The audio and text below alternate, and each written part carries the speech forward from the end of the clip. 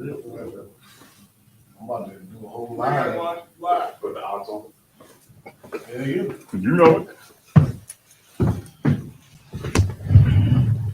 All right. Hey. Shalom, Lord Christ Israel. Priest Officer of 1000 Kashawan, I.S.U.P.K. Starting out, of course, 1 West 125th Street, Home, New York, on Command Junior Yahanna. Tonight is a Tuesday night brotherhood class. We're going to go into a couple of topics tonight. Brothers online, anybody got any questions? Let's get them out now before we start. All right. All right. Solid. All right. So tonight's class we're going to talk about the house of sin and why you should get the hell up out of there and come into the home of the truth. And of course, over the past couple of days, there's been some interesting things breaking out with the Dalai Lama. Of course, we're gonna go into that. And it's a Christian cat that is being drugged every which way on TikTok. What's his name? Todd who? Michael Todd. Another one of these inspirational speakers that quotes the Bible, never holds one or ever looks into one. But he says something outlandish and people are going absolutely crazy over it. So we'll go into that. But let's go into this Dalai Lama thing first. If those of you who didn't know, the Dalai Lama recently had kissed a boy on the mouth. And this is nothing new. This is not something that is new to us, of course. But we also know that not only did he kiss a young boy on the mouth, he asked the damn boy to suck on his tongue. All right. The problem that we're having here is that the Black community, Hispanic community, no one is outraged at all. Right. Cancel culture ain't nowhere to be found. Pastors and your organization leaders and things like that, there's no one speaking against it. Why? Because they're just as disgusting as he is. They sit there and they turn another blind eye to a young boy being molested, all right, on camera, by the way. And Christians across the country do absolutely nothing about it because that's the type of thing that lives inside of the church as well, which is why this class is entitled Cancel Church. Cancel everything. Cancel church, cancel the mosque, cancel all of it. Because of the same crimes that go on in your Christian church, they go on everywhere. I think the Dalai Lama is in Tibet, maybe? I think he's out there in Tibet. So it's not this one-centered thing that just happens to us. It happens everywhere, and it's all under the same umbrella. The Christian church does it. They do it over there, Buddhism. And the real question is, what we try to challenge people tonight and ask them is, why would you want to be a Buddhist now? Why would you want to be a Hindu and subscribe to these things? I was trying to do the research about the Dalai Lama, and a couple things pop up. I didn't see one thing in relations to the kiss that he gave the boy. No tradition, nothing that, like, hey, this is what we do. It just so happens that this kid is kissing a grown man. Constantly, I find out how old the Dalai Lama is. I'm sure he's in his early hundreds or, something like that. But there's a young boy kissing a grown adult old man.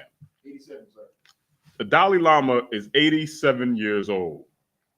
This boy had to be no older than 12.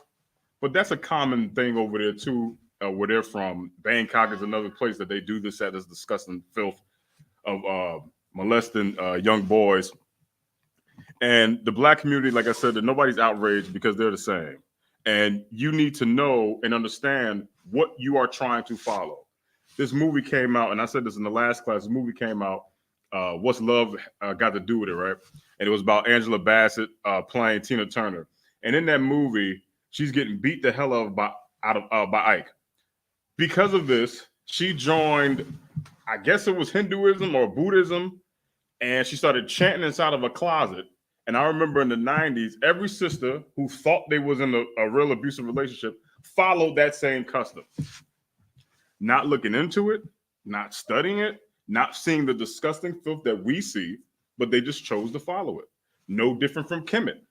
Okay, and no different from the so-called Jewish man, how the rabbis during the circumcision, suck the blood out of the penis of the baby.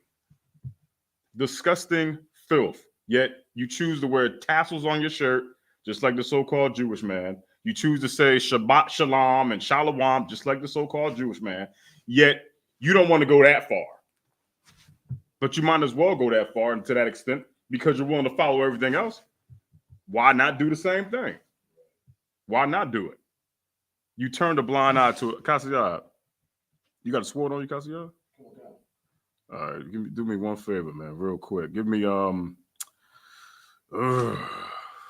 give me Ecclesiastes 7:25. Because there's an explanation why you're doing this. There's a reason why you're doing this. And you Christians out there, wait, never mind. Minus that. Give me Ezekiel 34:10 real fast. Let's talk about these so-called leaders that they choose to follow, like the Dalai Lama and what's that other cat? The Kemet cat, Shaka Atmos, and all these other people. Go ahead. The foundation of this, you can't forget the Catholic Church. And then, come on, man. And then the Catholic Church, we're going to pull that out tonight, too. And the rabbis giving babies herpes. So you guys choose to ignore these certain types of things, right? But then in the face of the truth, when you come up in here or you see us at camp, now you want to come riffing at us. See, it's easy to come and do that. But you are cowards when it comes to facing a rabbi and charging him with a crime. The I.S.U.P.K and the Commander General Yahanna, we ain't committing no crime in here. We ain't fondling boys and babies or nothing like that. But yet you choose to come against that and turn a blind eye to rabbis and Kemet and Geb, who's blowing rod for all of you people wearing an unk around your neck and don't even know what the hell it is. You subscribe to all of that. And then once black men pull on the shield of David, oh, that's wicked, brother. Hey, man. Hey, that's satanic, brother. No, nigga, that damn unk is satanic, man. That unk is disgusting. Buddhism is disgusting. The Roman Catholic Church is disgusting. But yet you subscribe to it because you like those leaders. You choose to follow them. You got that for me, Kasiyah? 34:10. 34:10. It's very important that we read this one because of the fact of these leaders having a fond obsession with boys and kissing them on the damn mouth and sucking on them too. Go ahead. Come on, guys. Look at Ezekiel, chapter 34, verse 10. Yeah. Thus saith the Lord God, behold, I am against the shepherds. Your Dalai Lamas of the world, your Eddie Longs of the world, your T.D. Jakes of the world, anybody that represents that Kemet community, all of those people that you think are leaders, who you think are your shepherds, the Lord's against them. He is absolutely 100% against them. Go ahead. Oh God. And I require my flock at their hand. Listen, leave these places, man. It is by no mistake, but only by design that we battle all of these people. We're not battling it for cool points. We're not battling for likes and clicks on YouTube. We battling them to get you out of there, to show you the wickedness that's behind the thing that you say that you love so much, and the thing you're willing to sacrifice and give your kids to. Christmas and Easter that just passed. Grown men walking around in a parking lot or in their backyard looking for colorful eggs that they think a bunny laid. Grown gangsters painting eggs. Don't know why. They just choose to follow it because their pastor says it's fun and it's for the kids. The kids are for him too, just so you know. Pedophiles and pedophiles alike use bright objects like candy and things like that to lure children. How do you think you would get a child to come and kiss you on the mouth anyway?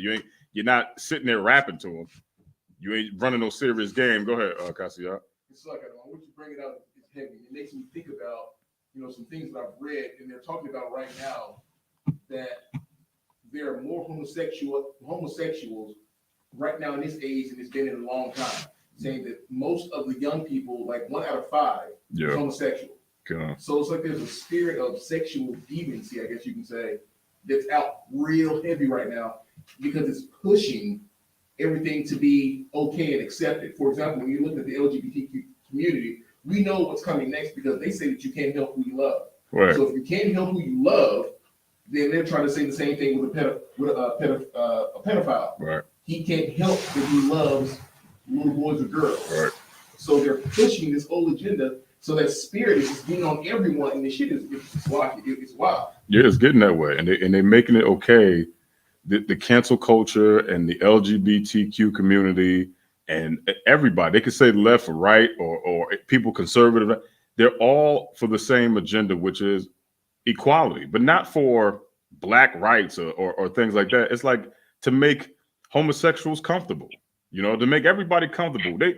It's this term that they use right now, what they've been used, like slut shaming. Slut shaming is a thing that people use as a degrading term. They go, you can't slut shame me. Right. You can't fat shame me. What the hell? There are things that are wrong. Right. If you're telling us to turn off our moral compass just to make you happy and comfortable for being this type of way, the next thing they're gonna be able to say is, hey man, you can't pedophile shame me. I love kids. You can't shame me for loving kids. What's to say that that's not next? Go ahead. Not to cut you off. No, you're good. But you're right. It's heavy because once again, it is leading to something. In my slavery, I worked for a big corporation for this state. Right. And they have something there where people are identifying as the sex that they aren't. So now when we get these mass emails, they want people to start putting their pronouns in it. Of course, I'm not doing it. But if they're going to push on you to say that a boy is a girl, and they want you to change your psychological thought process to say, oh, although I'm looking at a female, let me call you a boy. Right. So if they're trying to get you to do that now, obviously the next thing is coming. Right, it's definitely coming, and that's what this world is slowly morphing into. It's slowly morphing into like a territory, like Sodom and Gomorrah, but they're trying to make it okay. You can't fondle children, man, but your leaders, they don't say anything against it because why? It would ruin the profit that they make because it's big money in being a homosexual now. They're every damn where. So it's big money in that. Why would you want to waste money to stop the Dalai Lama from kissing a boy? You understand what I'm saying? Like there's no rush of care concern. There should be an outrage. There's outrage for R. Kelly. They wanted to go get him. And it was kind of like for a couple of years, you kind of heard that they was doing something like, oh, is it him? Is it not him in the tape? But they made sure to get him. Why isn't the Dalai Lama behind bars right now? Because he said he's sorry? Yes, sir. So to tie in what you're saying to the black community, we all know we were under the spell of Martin Luther King at one point in time. And Martin Luther King he got his movement from Gandhi, whose religion was Hinduism. And his revolution gained him independence from the British, his people, the Indians. Now, what do the Buddhism, the Dalai Lama, and Hinduism have in common? They both originated in India. And I'll read this. It says Hinduism and Buddhism both accepted the law of karma, dharma, and moksha, and believed in the cycle of rebirth. Hinduism and Buddhism both believe in the existence of several hells and heavens or higher and lower worlds. In other words, they're one and the same. Right. So when you deal with Hinduism, you deal with Buddhism. And black people, we believe in that same garbage without even knowing. That's right. It's because it's all Christianity. Right. God even said himself, Jesus was a great guy. Right. You know what I'm saying?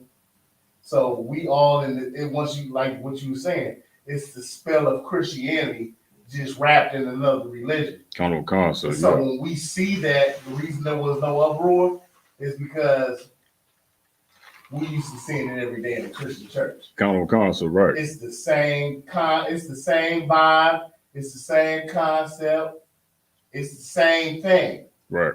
Just different religions name different things across the world, but it's all under one spell. Christianity spell. Right. Damn right. The water. So go ahead, yeah. It's like it. I wanted to follow what you're both saying. Like I said earlier with Catholicism, when you're looking at the Catholic Church, there's well over 1 million accusations of pedophilia in the Catholic Church. No one has ever said counsel the Catholic Church. Right. So when you're looking at Catholicism, it means that one religion, that all come together. And I think they're like the foundation of it when you're going back to Rome. So when you look at how they're moving, and no one's ever saying counsel the Catholic Church, well, the Catholic Church is responsible for Christianity. Right. So if you look at it, you're right. All that ties together because they never say nothing. In the Catholic Church, if you molest a child, they'll simply move you to another parish. Right. That's it. You don't go to jail. They move you to another parish. And that's it. That's right. And it's all to both points, and the heavy points because of the fact that it is all under one umbrella, which is why the class is entitled Cancel Church. So that way you can't run from this cut. You just can't. Because the reason why you're following and you're not saying nothing about the Dalai Lama or Kemet is because you subscribe to everything else that they're doing anyway. You turn a blind eye in your church when a young boy or girl is being molested in the same way because you're all in that same spirit. And if you knock one down, you would have to then crumble the whole system. It's like a domino effect. Once they turn an eye to it, now you can't just turn an eye to that and then turn a blind eye to your own kid being molested. But it all goes into that same thing. You want to say something, sis? Yeah, like hold your point. You said, it's obvious the brainwashing because Black Twitter has an opinion on everything. Right. Why has Black Twitter been silent? Where's Black Twitter? Right. They got an opinion on everything dealing with controversial topics. Right. Council. We want to sit there and talk about the next presidential election and Trump and how America feels about Trump. We got to open up our eyes to realize the world is against us. It's bigger than Trump. Right. So how you gonna keep silent on something as nasty as the Dalai Lama on TV, on camera, sticking out his tongue and saying, "Suck my tongue." You can see him say it. Right. So watch out, one. What you just said is so heavy. He did that live. Right. So just imagine, no edits, no nothing. They just apologized because they forgot. He probably didn't know what live was. He probably thought, in his coming up, they could just cut and edit this. Right. He didn't realize that he was live, as in his nastiness is for the world to see. Right. Right. He was thinking they'll cut and edit. I'll have sex with this boy at the end of the night, and it'll be another Dalai Lama night. Right. Just another day at Dalai Lama's house. And if he asked him to suck his tongue on camera, just imagine what the hell he would have said if off camera, in the darkness. And the boy, if you watch the video, I ain't gonna put it on, but if you watch it, the boy, he was in it. He was with it. That's nothing new. Salaki said. Right. He couldn't resist the power of the Dalai Lama. Right. All those robes. Yeah, bright, just yellow, the golden child vibe up in there. And he leaned in for it as if to say he's done it before, because he probably has. And that's the unfortunate part. Molestations across the board is wrong. And like you said, sir, Black Twitter, and I'm on Twitter a lot. No outrage. The Dalai Lama wasn't even trending, which is bizarre, because Twitter. Listen, if Biden falls down the stairs, it'd be a meme. Right? Something comical, but it's nothing really that big. People fall down the stairs all the time. The Dalai Lama kisses a boy next to the boy to suck his tongue. Black Twitter says nothing. Hell, white people don't say nothing either. That's why it's important that you do in this class when you say cancel church, because we so Christian, we don't even realize how it relates. That's why we brought out the information earlier of how Buddhism is the same as Hinduism, which is all the same belief in Christianity, which Martin Luther King got from and brought to Black folks. And one way or the other, it's all the same umbrella. Right, same umbrella. It's all the same. And we should be outraged at this. Right, we should be. I don't even think we understand the relevance. Black people probably seen it. Like, I haven't mentioned or thought of the Dalai Lama in forever. When you don't realize that your whole movement, the whole 1960s movement of civil rights was based off that fake religion that was born out of India. Right. And it's unfortunate. Keep going on that precept, Cassia. As a matter of fact, get it from the top. Come on. The book of Ezekiel, chapter 34, verse 10. Thus saith the Lord God, behold, I am against the shepherds, and I will require my flock in their hand, Right. and cause them to cease from feeding the flock. Mm-hmm. Neither shall the shepherds feed themselves anymore. Mm-hmm. For I will deliver my flock from their mouth. Wait, you said what? For I will deliver my flock from their mouth. Say it one more time. Nice. For I will deliver my flock from their mouth. Those rabbis blowing babies and the Dalai Lama kissing boys and your Christian pastor kissing boys with his mouth. The Lord is going to deliver us out of that garbage. And it's already happening now, which is why we're doing this class. This is why we have to do the class, to deliver you out of the filthy mouth of those wicked false prophets that say they are men of the cloth and men of God and holy men, yet they're kissing boys on national television, for God's sakes. And again, like we brought out before, if they're doing it on TV, imagine what they're doing behind closed doors. The Dalai Lama and the rest of them should be investigated, highly investigated. Go through his laptop, search his files, go through emails, because that is a crime that's happening on live television for the world to see. And these words are broadcasting now. So somebody's lying and somebody's telling the truth, right? And we do this class to deliver our people out of the mouths of these wicked bastards, man. That's why we're doing it. We're not, like I said, we're not doing this for clicks. We're not doing this for that. But if we have to go viral off of the back of the Dalai Lama to get our people out of there, by all means, click away and share every damn thing. I.S.U.P.K. Atlanta on TikTok and Facebook and everywhere, and YouTube especially. Keep going, Cassia. Come on, God, that they may not be meat for them. That's how to listen, man. Right now, there's a Christian pastor somewhere, and I can guarantee you, because we look at I look at the comment section for questions and things like that, and they be in the comment section a lot because they're trying to find some type of dent in the armor, right? And usually they'll go through like children. Like you go to your slavery, they'll go, you don't let your kids have birthdays, and you don't let your kids do this, you don't let your kids do that. Because that's the more vulnerable person to get through to. And once you get that kid, then the kid will turn against you. Daddy, why can't we do this? And why can't we do that? And then you're giving your kid in the hands to the wicked. You're giving your kid right up for sacrifice, for a damn sacrifice of something that is not of the Lord at all. But they use our kids as meat. They eat them, man. They eat us alive in the church. When we go to church, when we used to go to church, we wasn't getting fed properly. And I don't mean by like with food or nothing tangible. Spiritually, we're not getting fed, which is why we're weak. You go in there, you feel the same type of way you do when you walk in, and you leave like, well, what the hell did I learn? Nothing at all. But what you do learn is you learn how to be disgusting. Right. That's what you learn to be in these churches or a tent or wherever you worship your false God and not the God of Israel, a nigger God who told you to get out of that place in the first place. But wherever you worship, you're growing weak in there, and they're eating your kids alive.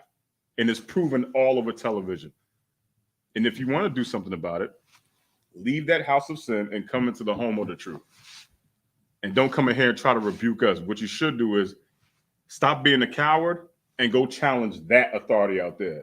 Those so-called shepherds and false prophets. Go out there and do that God loves everybody stuff out there and see what happens. Keep going.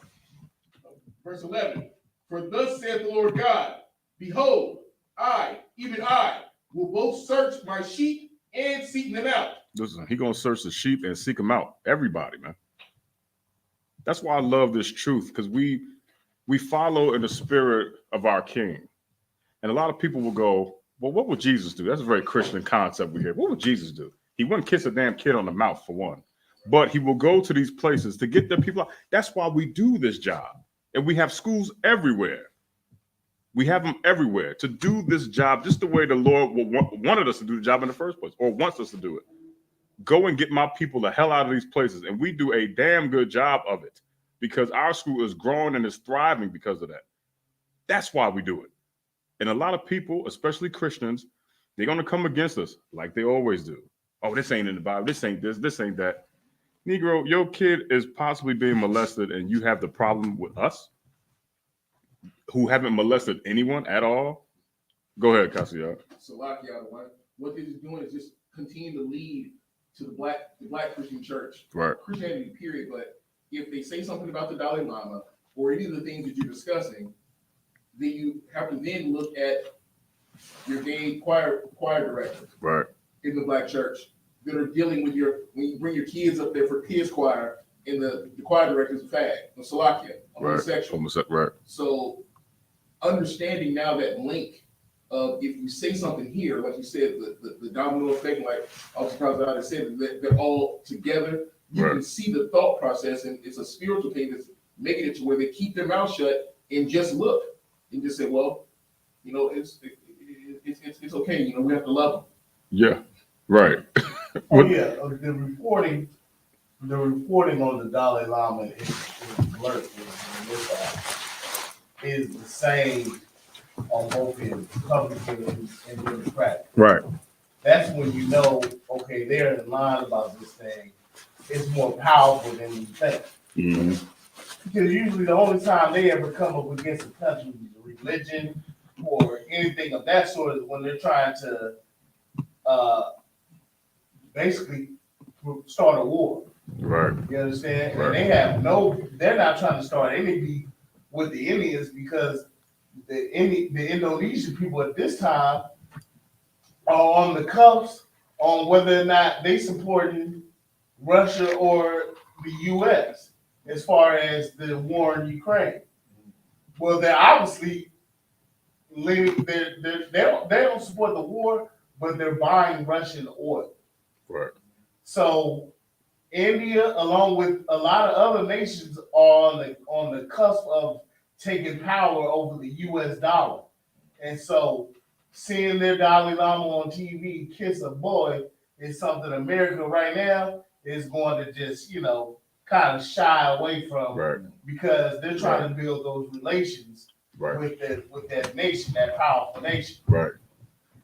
Right. So that's why the Democrats and the Republicans are against what they say. And of course, when the Democrats don't say anything, the Black Christian church will be silent as a mouse. Right. Because that's where they get. It's like the blueprint of talking black. They listen to the Democrats. Whatever the Democrats say, that's what they're gonna say. They follow the Democrats. Yeah.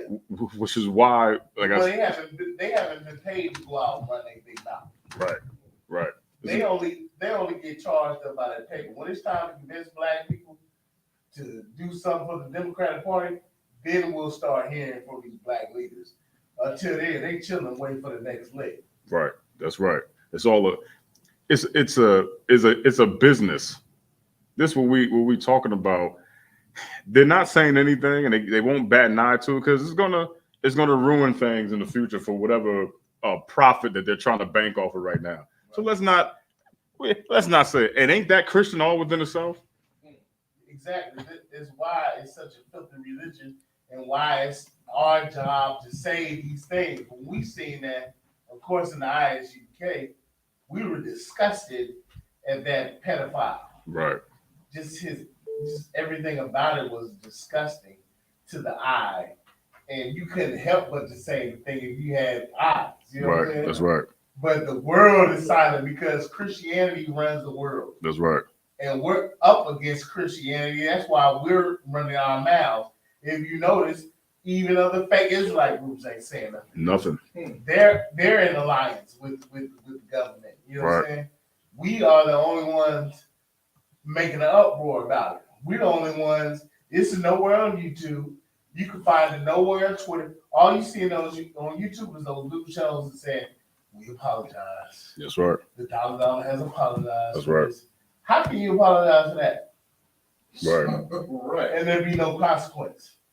All them robes, you ain't take one robe off. Like, he's not less holy for that. Right. And the damn robe, the damn robe is halfway on to begin with. Right. He's naked under the damn robe. that within itself, give me a lot of robes. It's a lot of robes. Thick sheets. It's at least 4 or 5 sheets. Right.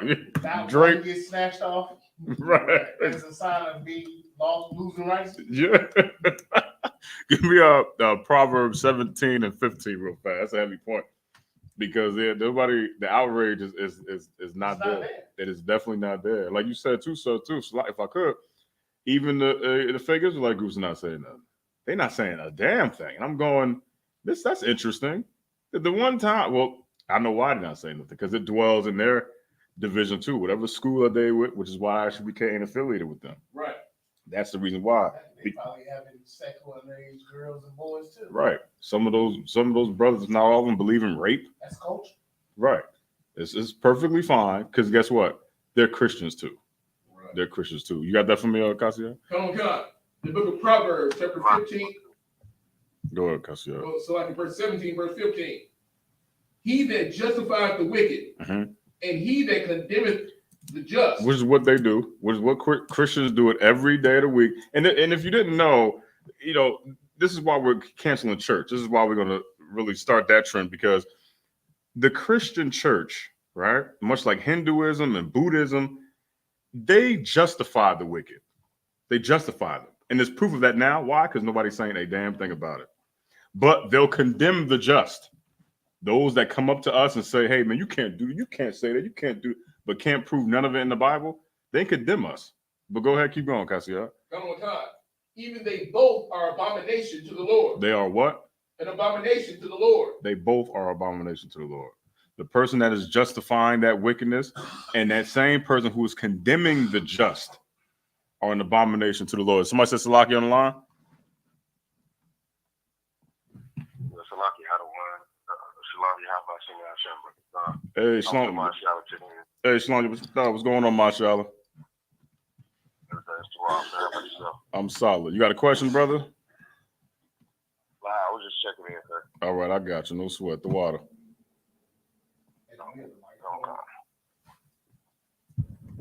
Got it right here. I could see you. I got you right now. So I'm saying this supposed to be another one. Only knew was the one right there. Yeah. Let me see. I'll put a test out right there. Okay, we good. If the brother's online, if you see us online right now on Facebook, let me know in the comment section if you can hear the class, all right? I don't see any comments right now, so we should be solid, but let me know in the comment section. I'm watching right now, all right? But solid. Read that again from the top, Cassia. The water. Come on, God. The book of Proverbs, chapter 17, verse 15. He that justifieth the wicked. For all you Christians out there who are turning a blind eye to the Dalai Lama and Eddie Long, Jesus Christ, and all the other people, and the people in your family that do it. Okay, go ahead. Come on, God. And he that condemneth the just. You come up to the campsite, you try to blast us at camp, screaming and yelling, trying to condemn us from the job that the Lord gave us and told us to do. Go ahead. Oh God. Even they both are abomination to the Lord. Because y'all are one and the same. You are definitely one and the same person. All of you, We Shall Overcome, Martin Luther King Jr. followers, and Ramnayo, Yekiyos, and all of y'all are the same, man. All y'all the same. There's not one just bone in your body, yet you feel the need to be loud in those moments, but be very silent right now. You're just as quiet as the Dalai Lama asking that boy to suck his tongue. Where's the outrage? Even a better question. Would you have any outrage if it happened in your house? The Dalai Lama did that in your house to your child. What would you say? Nothing at all, because you're not saying a damn thing now. You'll turn a blind eye to that, like you've been doing everything else. But like Adawan said, it's under the same umbrella. And the fact that you wouldn't understand that, the fact that this class is going over your head is the problem.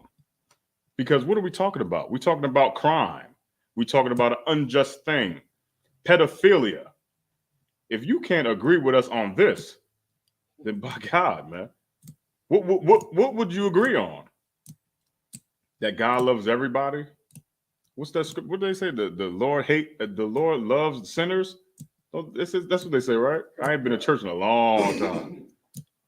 But newsflash, spoiler, he hates the sinner, man. He hates the sinner. And it's obvious because he's dealing with you pretty roughly as we speak, much like all of us when we were in the world.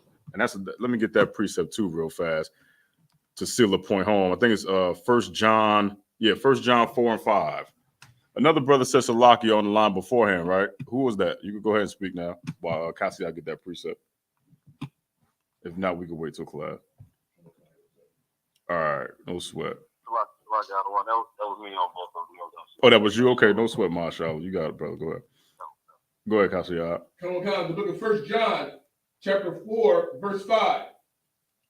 They are of the world. Wait, hold up. Wait, say that again. They are of the world.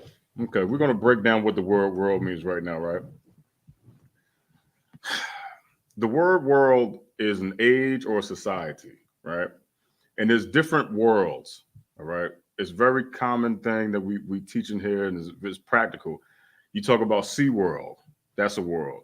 If I am the UFC World Heavyweight Champion, I am the champion of that world. I can't be WWE World Heavyweight Champion because that's a whole nother world.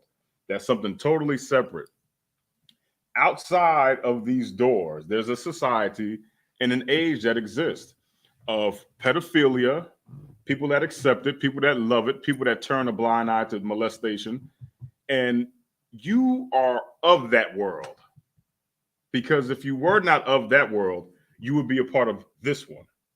But you are not a part of this one because you are still living in that one, which is why the scriptures say, what's that one, come out of her? Or what's the one, be not of the world? We get that too. And neither are things in the world. But go ahead with that precept, Cassiano. Come on. The book of 1 John, chapter 4, verse 5. They are of the world. Mm-hmm. Therefore speak they of the world. You speak of the world. You speak like people out in the world speak. You condone the same things. It's a lingo. It's a mentality that you have. Keep going. Oh God. And the world heareth them. Yeah, so that's why when the Dalai Lama says, oh, I'm sorry, you hear him. What I heard was him asking the boy to suck on his damn tongue. Right. You got to be in a whole nother mentality to even have heard that. You didn't hear that. All you heard was the apology. That's all you heard. You heard George Zimmerman say, I'm sorry. You didn't look at the crime. You heard Eddie Long say, I'm sorry. You didn't look at the crime because that's the only thing you can hear. You ignore the bigger picture to hear the soft, slow words of I'm sorry, not, hey, suck on my tongue. Because you are of the world. Keep going. Come on, verse 6. We are of God. Say it again. We are of God. Say it one more time. We are of God. I.S.U.P.K. Say it again. We are of God. Keep going. He that knoweth God heareth us. Whew. Read that again. He that knoweth God heareth us. Keep going. He that is not of God heareth not us. This is why you reject the truth. This is why you reject it. Yet you say that you love the Lord and you know him and you got a personal relationship with him. If you had such a personal relationship with him, why did he not tell you that pedophilia was wrong? Y'all didn't get to that level of conversation yet? Y'all ain't talked that long yet? Because I knew it a while ago. It didn't take that long for the Lord to tell me that. Or for Christians to say, oh, he just showed me it. You got to be able to speak that lingo and understand what this is, man. The Lord ain't here, I'm sorry. He heard a grown 87, he said 87, right? 87-year-old man with 5-6 robes on, naked, asked a boy to suck on his tongue. That's what I heard. I didn't damn the apology. Did he say suck my tongue or did he say suck it? Suck my tongue? He said suck my tongue. Right. As he stuck it out. Mm-hmm. Okay. After the kiss. Yeah, after the kiss. He wanted more. That's not enough. Yeah. Suck my tongue. Yeah. He said, since we're right here on first base, let me see if I can go, just a little further with this. And then I guess when somebody told him that the damn camera's on, he's like, oh, and he laughed. He apologized. Yeah, I'm sorry. What was the apology? I'm so sorry or something like that. Salaki, if I may. What he said was he had his people say he was sorry if he offended anyone. He didn't mean to hurt anybody. That's why I was saying to you, he said it as though he said you're gonna be a good dishwasher. And he hurt his feelings. Yeah. That's all he said. When really he was apologizing because I slipped up and they saw me do it. Right. Not for the actual crime. Right. But sorry, man. Sorry y'all caught me, man. Right. So sorry y'all saw that. I didn't mean for you to see that. Well, how disgusting. Not one investigation is being had on whether or not that boy was made to suck his tongue at night. Right.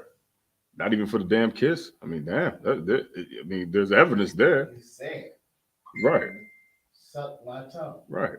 So now you're telling people across the board that it's okay to go out and say that to children now.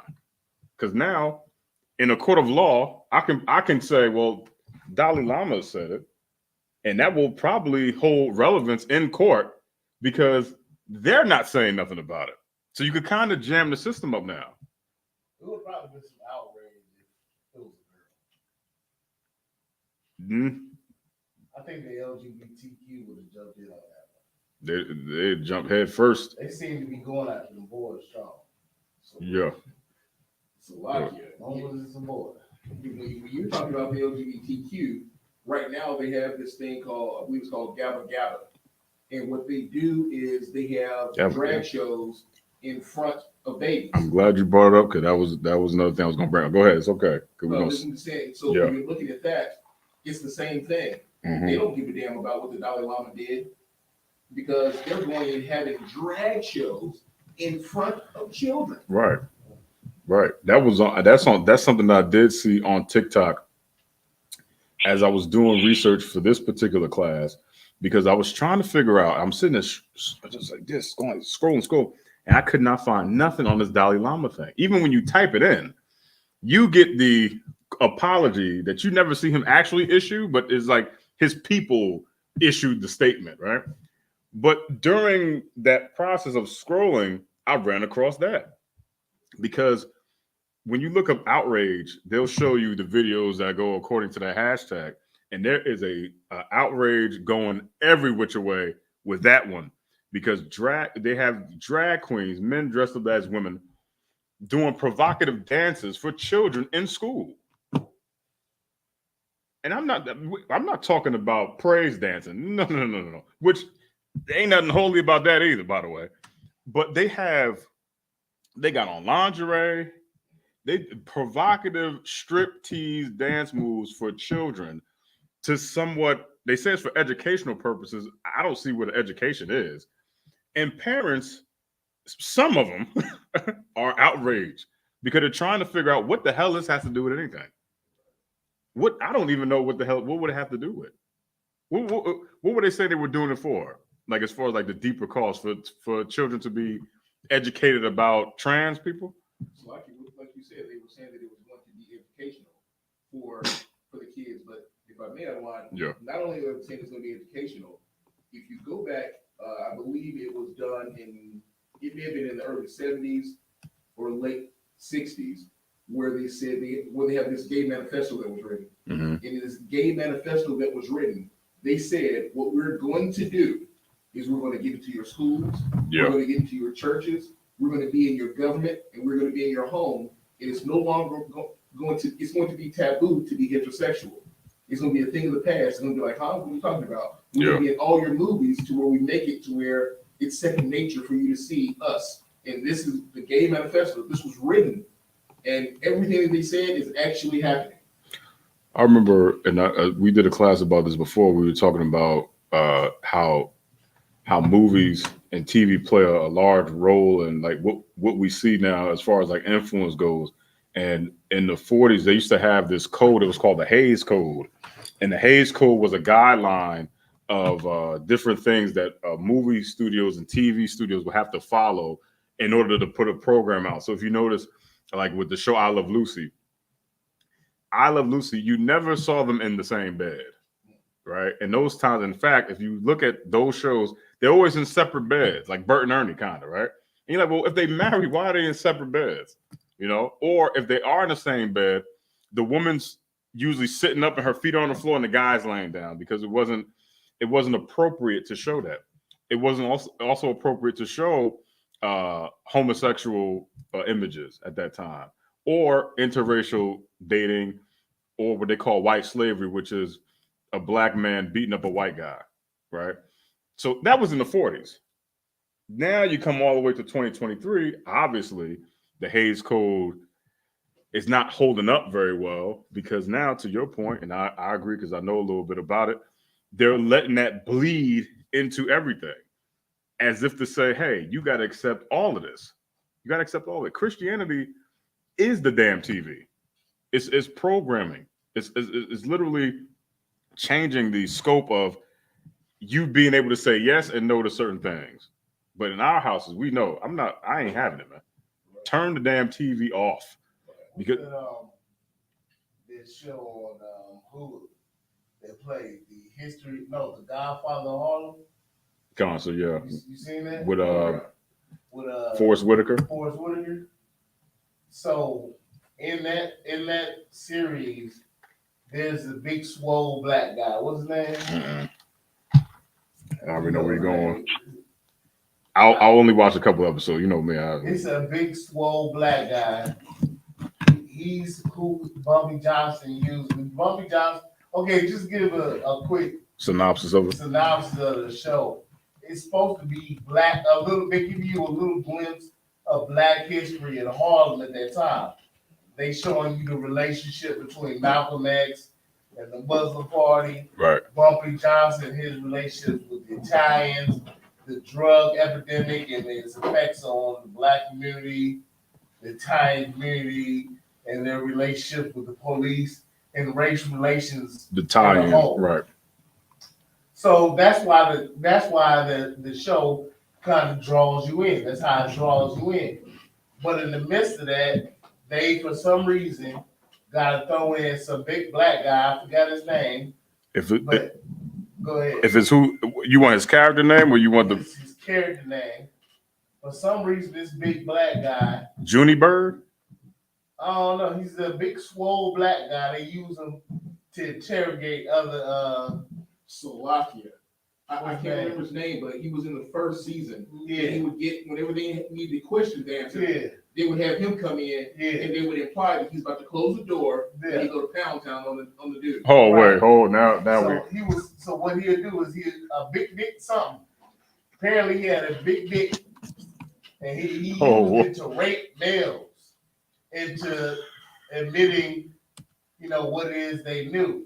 Right. And I'm like, well, what the hell does this have to do with right. the history of Harlem and black struggle? I don't ever remember hearing that about no big swole dude that'll come rape you. Right.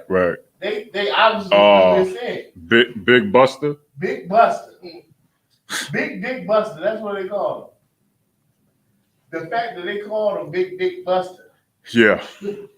Lets you know that, like what you said, they pushing hard this gay agenda. Right. It's like in order for it was missing one key element to get on Hulu. Right. Everything else was top notch. Black people selling drugs. Mwah. No problem. Italians able to say nigga. Mwah. Right. White struggle. We begging the white man for some more shit. Mwah.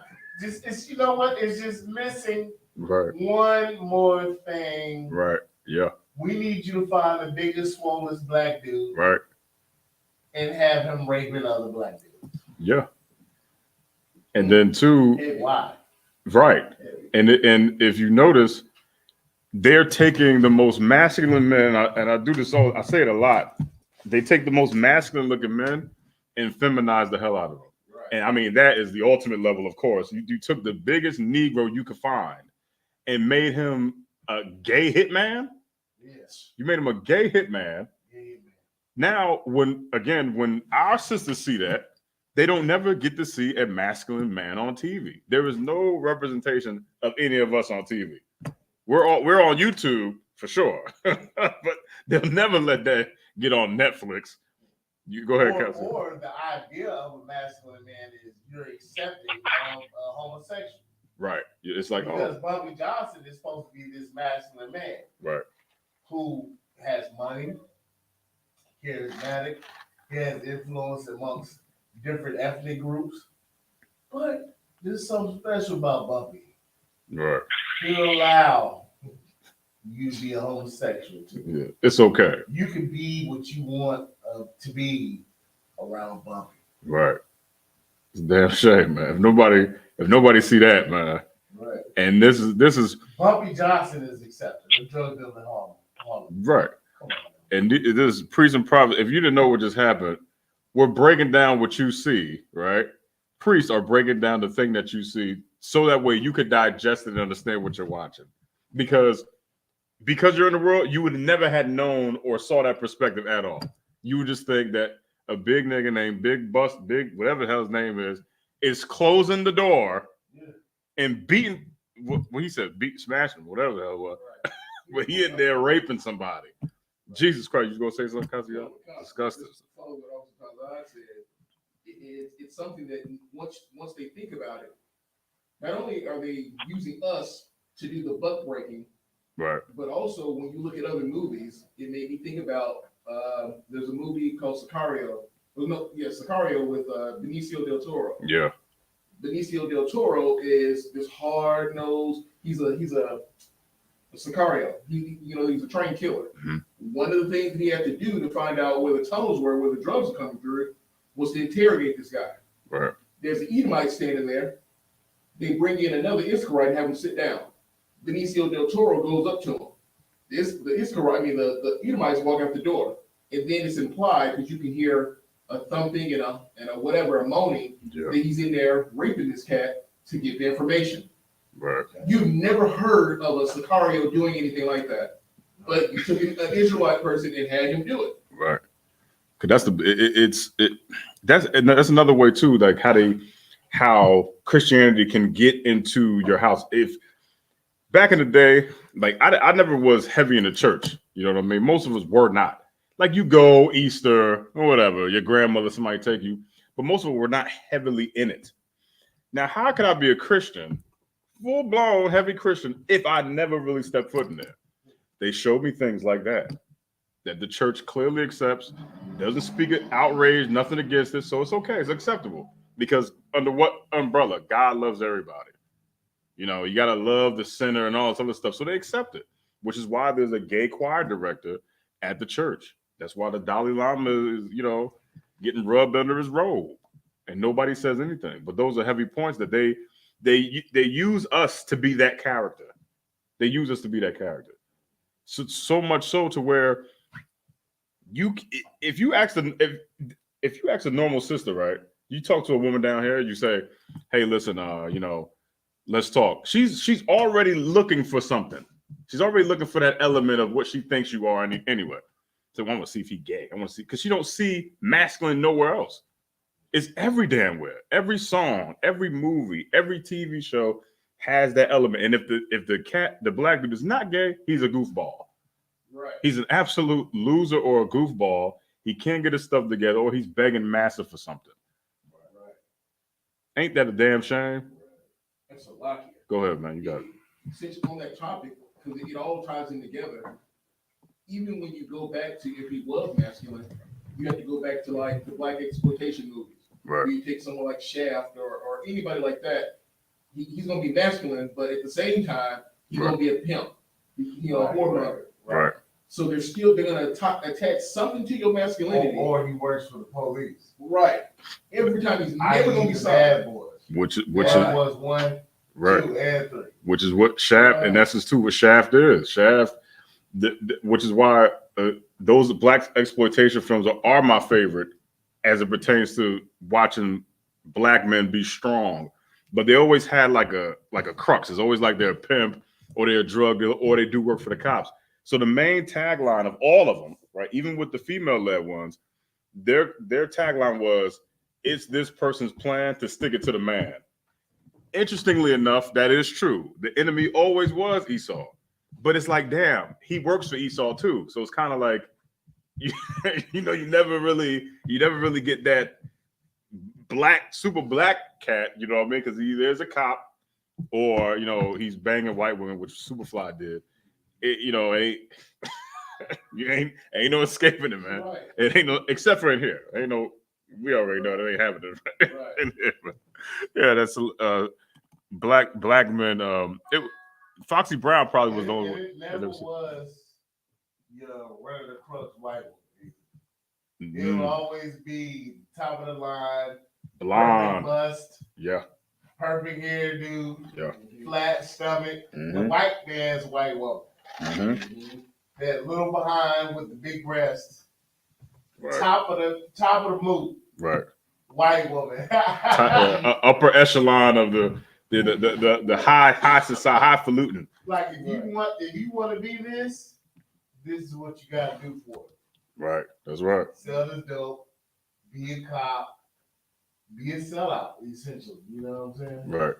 It's an easy way to get to the. Give me Ecclesiasticus 12 and 16 to make a point even more heavy, because it's all a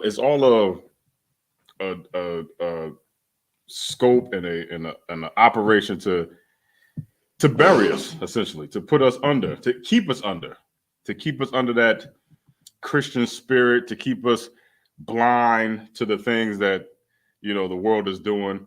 And it's interesting because all of the woke people, right? They so damn woke, yet they can't see that. All of the comedic people with the third eye, all them eyes, and they can't see what's actually happening. They turn all the blind eye to that, even though they got three, they said, but they turn the blind eye to all this stuff. That's why even them, it's a church. It's one big church that they all go to.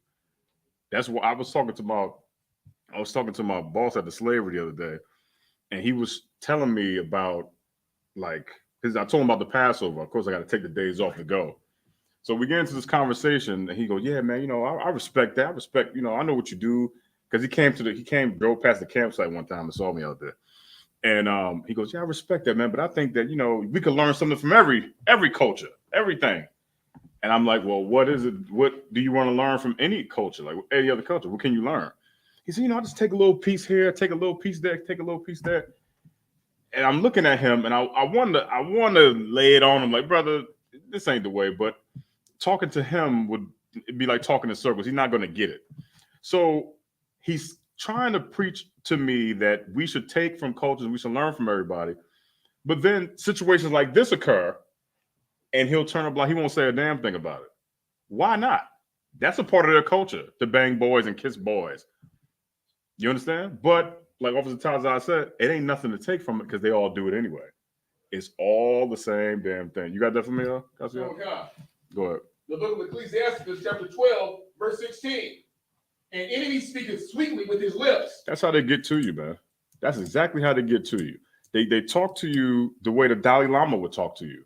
He's talking to you slow and just like a pastor. Yes, Lord, and you gotta believe, and you gotta and all. It sounds sweet, and it really gets the sisters going. They love that smooth sounding Negro with the suit on, especially on Sunday. Go ahead, keep going, Kasia. But in his heart he imagineth how to throw thee into a pit. Just imagine the Dalai Lama, right, or any holy man, quote unquote. They sit there and they use these words like Joel Osteen.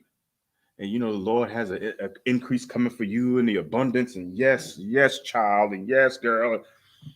But meanwhile, in his mind, he's imagining destroying you, because he has no real hope for you or any idea of wanting to build you up. You can't look at a person like Joel Osteen and Eddie Long or any pastor or any holy man and go, "Oh, he has my best interest at heart." How do you know that for sure? Because he doesn't build you up in any way.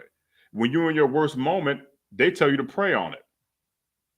You're going through something, we go just pray about it. You'll be all right. They're not there for you when you need them. They're not there to build you up. They're there to throw you into a damn pit, which is what they will do. Your kids included. Keep going. Oh, God. He will weep with his eyes. Oh, I'm so sorry. I'm so sorry to hear about this. And, Dalai Lama apologizing to the family. This, not him, but his representative. "Oh, it's okay. He's really sorry about the whole matter." And they weep and they give you the nice eyes and the smooth words. Keep going. Oh, God. But if you find opportunity, and kiss that little boy on the mouth after he did all that weeping, and he found an opportunity. He got the kiss, and then was like, "Oh yeah, this nigga, he with it. I can go ahead and I can keep going. Keep going." He will not be satisfied with blood. He won't be satisfied with that. He's going to get everything. You understand? I love precepts like this because it exemplifies exactly what's happening, not only in your home, but in your damn church. Cancel church, man. Get the hell up out of there. Right. They're eating your kids alive, giving you sweet words with no encouragement. They don't build you up by spirit, man. They destroy your spirit.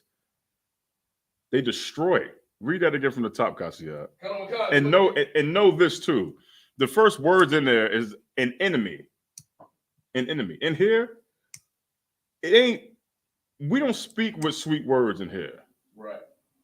The demeanor that you get is exactly what the hell you see. Now, it's not to say that we can't get along with brothers, but in times like this, we don't need no cow. We don't need to talk to you like a kid. You ain't no baby. We are grown adult, man. Anybody gonna be in here like, yeah, you know what you need to do is pray about it, Lord Jesus. You need that tough talking to. That's what tough love is. That's how the Most High deals with us. He ain't babying us. He talking to us. He talks to us heavily and harsh. If the Lord is a man of war, why the hell would he be soft in his voice and his tone? Right. Go ahead, Kasia. The book of Ecclesiastes, chapter 12, verse 16. An enemy speaketh sweetly with his lips, but in his heart he imagineth how to throw thee into a pit. Come here and suck on my tongue. Suck my tongue. Wait, Kim. Yes, sir. When I hear that throw you in a pit, I think of all the Christian pastors and how they throw black women into a financial pit. Right. Forever without a man pit. Right. Money pit. Pit where they're stuck in a cycle where they forever need them. Just like a pimp. Right. A good pimp knows to keep his hoes broke. Right. Because if his hoes they don't financially need him, then he no longer has that grasp over them, or he loses something. And that's what a Christian preacher is. A Christian preacher needs that woman to be his crutch. Right. He needs that woman to forever need something, whether it be financial or spiritual or relationship wise, because he can then always answer, but he's going to answer, of course, according to his own greed and his own lust. Because he knows it's a pimp hoe situation. It's like, listen, I see this sister right here in need of instead of being righteous, you see a sister in need, right? You say, hey, listen, sis, you got to change who you are. Let her know the truth. Right. Instead, you telling her you're a queen, you're a goddess, the world needs to change for you. Now, that is just irresponsible. Right. Because we all know the world ain't going to change for her. But she believes that the world that she wants, everybody else around her is in the wrong. Right. So that's going to keep her friendless and keep her manless. And what does he do? He can slide in there any time of the night. He got a family at home, it don't matter. And get whatever he wants. And he can get whatever he want out that one because he knows she ain't got no man. Right. Because who would stay around for that? Right. Nobody. Right. Go ahead, Kasia. So I get on to what you just saying to follow that and tie it right back into these predators, this pedophilia. You have a lot of these Edomite pastors who will do the same thing. That'll prey on the single mom, or as T.D. Jake said, woman thou art loose so she can go do her thing. Right. But when they prey on that single mom, they're not preying on her for the mom. A lot of these Edomites, they're preying on her for her children. Yeah. Right. So once they get in there, they're like, okay, well, bring them on over for the sleep in at the church. Oh, yeah. The man's not in the house, so now I convince you in a way to get closer to your children. Right. It's all like a one big like a game. That's how you would use smooth words anyway to game a woman to get what you want. Like Officer Tazahar said, when you think about a pit, and I just looked up the definition of the term money pit, which is a real thing that exists, and is an ongoing drain on financial resources such as a house in frequent need of costly repairs or improvement. Throwing these people, sisters included too, into that pit, using them smooth words, knowing damn well they don't want to help you. They prove it to you by their actions. You can see it on their face. Everybody knows a pastor somewhere that drives, stereotypically a Rolls Royce. The flock looks like crap. The flock always looks like crap. And that's that pimp mentality. I'm going to give y'all smooth words, make you feel like you need me, and keep you absolutely dependent on me. That's your enemy right there. That's your enemy. And if you ever utter your mouth to say, not my pastor, you would have to prove that he is not like that. And prove that something godly isn't actually in your church. Because it's not. You know how many Christian pastors and people we battle daily and come to find out they're not as holy as they think that they are, and they get exposed? That's your enemy. And we are doing brotherhood class to show you who your enemy actually is by way of the Dalai Lama. Because make no mistake about it, we don't care about the Dalai Lama. He's not of us anyway. But he did commit a crime, which our people do commit. And we can't say that this is wrong, and then when he does it, be like, that's right. No. Pedophilia is wrong across the board. Right. But it's an actual thing that exists in our households and in our churches, which is why you should cancel the damn church and bring your behind in class. Keep going on that precept, Cassiat, wherever you left off at. He will weep with his eyes, but if he find opportunity, he will not be satisfied with blood. He gonna weep with the eyes, man. He gonna weep for you. He gonna look down at you. Yeah. And that one opportunity of what weakness will say, right? That one opportunity, that window of opportunity that's gonna open up for him, he gonna take it, and he won't even be satisfied with blood. Meaning what? He's gonna take every damn thing. Blood ain't even enough. I'm taking every day. I'm taking your life. And that's the way they thrive. Go ahead, keep going. Go ahead, guys. Yeah, what you gonna say? So why he just continues to come back to the Christian church and how we move? Because you know that if they're moving the Father out of the way, right? If that's the thought process, when it comes to these things that are being done, especially in a black house, right? You're not doing that to a family with a husband in the house. No. Where you're gonna say, "Let me suck your tongue," or "You suck my tongue." Mm-hmm. Because if I have a child and a man says that to my child, right, it's a bad day. Right. It's a bad day. Right. But in this case, he did that, and guess what? The entire Hindu or whatever, Elam, whatever they are, they know that's how he moves. Right. Because for him to do that freely, knowing that this boy probably has a father or parent somewhere, right, and did it anyway, right. You should y'all brothers out on the conference call, right? At some point in time, right? Just tweet or ask a simple question. Would people be more outraged if the Dalai Lama kissed a young girl? I think that's what maybe the explosion would probably happen at. Off the top out, if I could, does the race of the girl matter? Would you make it like the black? Right. But you think our people would be more outraged if it was a black girl? It wouldn't be, our people they would tag along. Okay, yeah. The world would be upset if it was a female. You're gonna put that to the test. I'm gonna see. I'll tweet it tonight, and just to see if the world goes absolutely mad, or will they attack me for even asking the question? I'm thinking choice B. Right. I'm thinking option B. Somebody says to log you on the call. All right, no sweat. What's that brother that you was bringing out, Cassia? What's his name? Michael Todd. Now, give me a recap of what this brother was talking about. You sent me the video, and I saw it briefly, but... So he has a congregation, and I guess pretty well known. Yeah. And if I'm not mistaken, he may be the same preacher who spit in the brother's eye. Y'all heard about that? Oh, man. So as he's speaking, he's very feminine himself. But what he's saying is that he wishes that God didn't make everything so confusing. He said God chose to make male and female, but there's people out there who aren't sure. So I wish that he would have just made it more simple and for the kingdom it can be A, B, C, or D. He said, so when people come to me and ask me, what do you think about gay marriage? I say to them, I don't know. And so from that, I'm like, well, goddamn scripture tells you multiple times.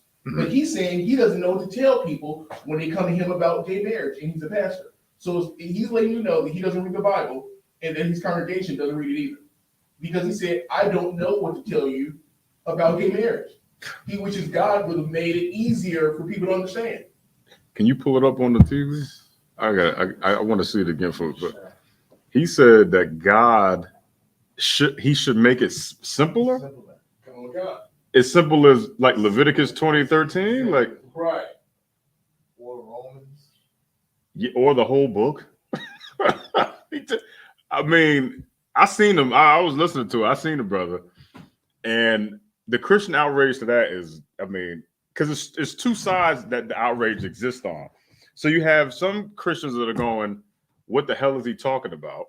Right? The ones that say they don't believe in homosexuality and all that, and the other ones are like they kind of with him, so they're kind of torn apart in that way, but they still together because I mean, obviously they're going to be with this brother on that. But he said he wished that God made an ABC and D. ABC or D to make it simpler for people to figure out. Ain't that more confusing? That's what it sounds like. Right. They got. We did the research about this like last year. They did some type of research, right? Recently, you can look this up. It's on Google. We pulled it. There are supposed to be 72 genders, right? You remember that class, Cassiano? We were going over the different genders. They got one gender where you could think that you're a woman in your brain, but you dress like a man, and that's a gender. And it's so Michael Todd. I mean, he looks like halfway homosexual anyway. But the fact that he would even mention something like that is asinine. Your thoughts, Todd? I know you guys. Michael Todd is obviously in distress because he doesn't care about what the Bible says. He just obviously wants his body to be able to stretch in a way that he can receive that rod unimpeded. Yeah. That's what he thinks about on the constant. He thinks about how to be gayer and gayer. You Right. understand? The multiple options and layers of it. He wants to be the ultimate gay, but he wants to be a preacher. Right. And so that's his conflict. It was like, I don't want to speak against the LGBTQ because I myself am LGBTQ, but I don't want to lose any self-respect that I could have. Right. So I have to placate to the masses. I have to pretend like I don't know what the scriptures say. And tote that line, that fine, trying to ride that fine line. Hey guys, Colin here, and welcome back to Fight for Truth, the channel where we bring you Christian commentary on all things that He matter. wants to be able to stretch it away. He wants to be like Russell Simmons. He wants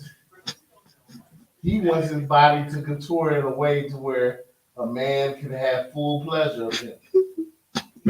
That's one of his personal struggles. For those of you that don't know what Officer Taza is talking about, Russell Simmons is somewhere where the Dalai Lama lives, stretching and doing some type of yoga. No man should ever stretch this way, man. There ain't never a reason why your legs should be back here, ever. It ain't no fight move. It ain't nothing that you could benefit from that. I mean, you know.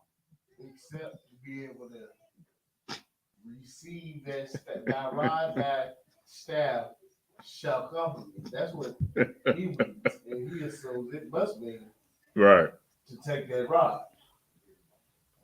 That's it right there, guys. Yeah. Comic-Con. All right, let's get a little listen to this, y'all brothers online. Being right, he also mentions This is Michael the word Todd. All right. standard. Remember this word as we move forward. God decided male and female. No, I'm not. This is not a bad. I need y'all to hear my heart on this. Pause that. This Pause is not that. bashing. This is not. Pause that. This man is gay. I mean, it's obvious. He said, "Hey, wait. I want y'all to hear my heart. Right. Here in the come Where on, is your heart? the rare. Right. This is going. You tell by his haircut, he spends a lot of time in that barber chair. Right. Yeah. He's a very dandy Very dandy man. Go ahead, Cassia. If I was there, maybe I would have told him, is there something in the middle you could do? Like kind of like a little maybe if somebody, well, I was born like this, I don't know how I feel that. I feel you. And I wish that there was an option of other in the kingdom. I know, honestly, I wish God would have made it so much simpler and it was like A, B, C, or D, like frick. Pause it. Yes. I don't know what frick is. I guess This is the most, listen, this might be the year's most effeminate pastor. the year's still We early. don't Yeah. hand out those awards. Right. Yeah. But is it eventually, Lord willing, I.S.U.P.K take over? Yeah. We can start handing out the world's most effeminate Christian pastor. Right. He is runner-up. Correct. He said frick. He said frick. Yeah. I mean, it's so much to unpack here.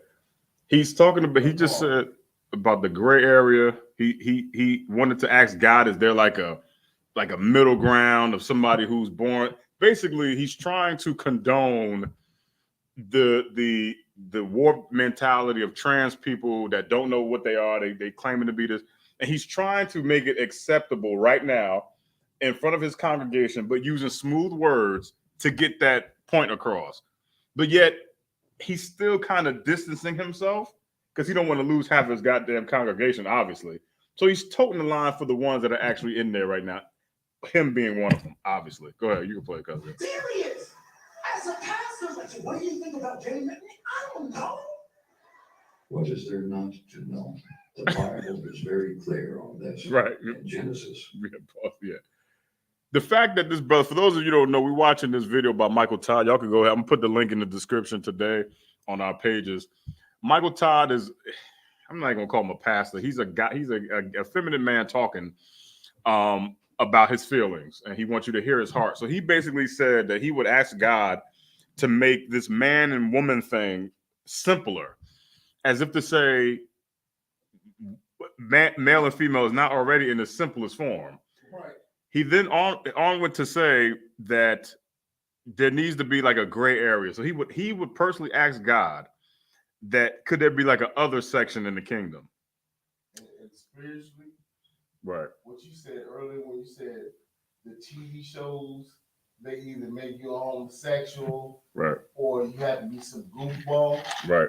That move he pulled where he stomped his feet. Right. That's something he learned from some cartoon or something to where he seen black man being a straight goof. Right. Because what that represented is that he could not stand on 2 feet with what he was saying. Right. That's why he was help. He titter-tattered. Yes. Because he couldn't stand strong on that belief. Right. Because he knows that belief wavers like the ocean. So he moved his feet just like that, a ballerina. And it's showing. That man he wants to represent his idea of the black man, which is to be goofy, to not really be serious. Right. I don't know, just right. kind of just in between. Right. And they think that that's masculinity. Right. And at least they want the world to think that that's what a masculine black man is. And wisdom too. So like if I could, they want that he would be the example of what sisters may call a knowledgeable brother. Yeah. You know, they'll look at him, oh, he's so smart. Really? Because I just seen a homosexual throw a temper tantrum about the fact he had a gay emotion right on TV. Right. Right. Anytime kids do this, I don't want the spaghetti. He said, I don't know. Yeah, he stomped his How feet. is that your reaction when somebody asks you a question you're a priest? About marriage. The Bible. Yeah, right. Conor O'Connor. He goes, I don't know, because he don't know. How the hell do you? What do you mean you don't know? Right. The scriptures say the priest should keep knowledge in his mouth. Right. What do you mean you don't know? You don't. As a matter of fact, Kasia, give me Ecclesiastes 7:25. For the followers of Michael Todd, this Christian pastor, because we can't cancel church after that. You listening to that and looking at that, you should never go, well, What he knows a lot. He don't know nothing. He just said it. He's a pastor, quote unquote priest, who is being asked about gay marriage, and he don't know.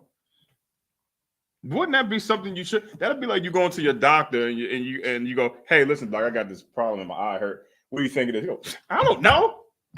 Would you feel confident going back to him?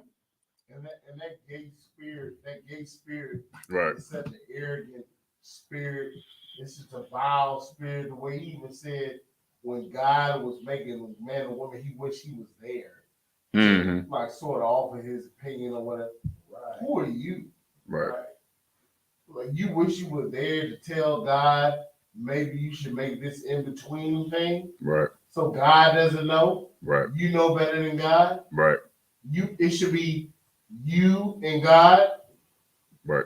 Collabing on create the creation of man. When God's wrong, he should come to you. Right. Michael Todd and C was what? Michael, yeah, skinny jeans and the gayest hairstyle I've ever seen on a man. Now let's assume that he was saying that to play gay. Let's assume he was saying that to sort of be funny, to bring some humor. Your level of humor is you thinking you above God. Yeah, like it's a joke. Either way, you an egotistical piece of garbage. That's right. Who the hell is listening to you about anything? Because you're gonna make it about yourself. Right. Which is exactly what he did. And this is why he interestingly He said, I don't know. He's right. What do you mean? You don't have to know. The Bible says that a Bible answer, God answers for you. Right. But you're so gay. And this is who you Christians choose to put your hope and your money and investing everything, your spirit, your children into that. A nigga that don't know nothing. He don't even know about gay. He knows. Let's not get it confused here. He knows about gay marriage. He knows it's unlawful, and he knows the Lord doesn't play it. But what he's trying to do is through poor comedy. Let's just say, right, because that's exactly what it was. Poor comedy that he's trying. I don't know. I'm speaking for myself. I know what the book says, but I don't know. He obviously got that Hollywood bug. Right. It's like he kind of wanted to go the actor route. Or Probably even took some classes on acting. Yeah, or the comedian route, because he's very stand up and then kind of fell into church. Just preach the word of God. Right. And then, trying it out with some friends, and now he's here. Because this guy is obviously gay. He has a gay boyfriend on the low. We'll find out about. Right, because he's doing stand-up material, which is why when we talked about earlier, like the TV, right, and these TV pastors, they're doing a comedy special. Right. They look just as comfortable on stage as Chris Rock. It looks like a comedy show. They walk around. They got a headpiece on, no Bible in sight at all, flashing lights. Didn't he do that too? That performance for Easter. He did some. I think it was him or somebody else did one of these wicked satanic performances for Easter. Had nothing to do with the Lord at all, but he was trending along with that one. But they're just performers that you go to and look up and idolize them for their fame and their stardom, and yet you go to them for knowledge and wisdom. This man just said he's going to talk to you from his damn heart. That's his feeling. He's talking from emotion. He's talking from feeling. And judging by his feeling as a priest, from a priest perspective, his feeling is kind of gay. It ain't even kind of. It is. You got that precept from me, Cassie? Hey, look, I'll be remiss if I miss this moment to talk about the stupidity of black women. Right. Oh, yeah. Because if they pan that camera over to the crowd, yeah, I bet you see is a bunch of big. He's a young cat, so they may not have the cats. They might be in full out whole attire. It might be the new era Christian. Yeah. The breast out, tight dress. Just we're kind of on the cusp, right, on the world and Christianity type. Right. If you pan around that crowd, I guarantee. Can we get film of the crowd? I don't know. When they're talking, 1:27, the Bible says, So I God guarantee created you, man in his own image. it's like any In other the church image. full of black women. It's like some of you women believe. I guarantee you the first row is can mute filled with black women. Right. Hey, Mashallah, you got a sword on you, Mashallah?